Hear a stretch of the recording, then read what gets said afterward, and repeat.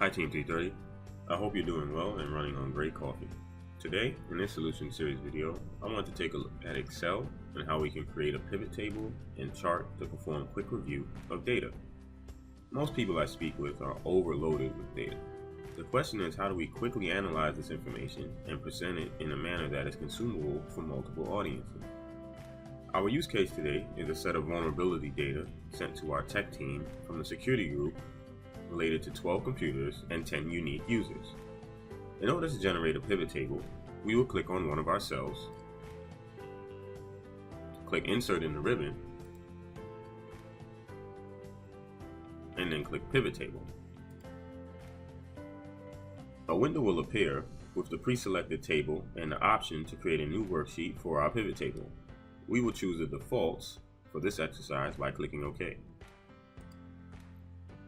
A new sheet will be created and we will now select the options to generate our table. We will drag the user field to the filters box and then the vulnerability field to the values box.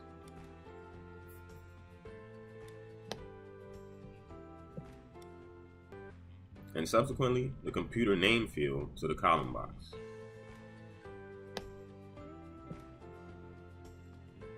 Next, we will create a pivot chart to graphically view the data. Click Insert if it's not already selected. Then we're going to click Pivot Chart, and we're going to use the clustered column. Last, I will filter on the user by selecting John Gran, who has 2 computers.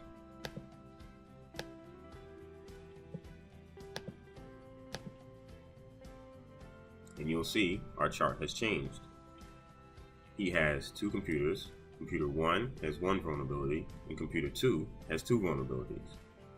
I hope you've enjoyed this quick look at pivot tables and pivot charts. Please contact 330am Technologies for more information about this video. Don't forget to like, subscribe, and share with your colleagues. Thanks for watching.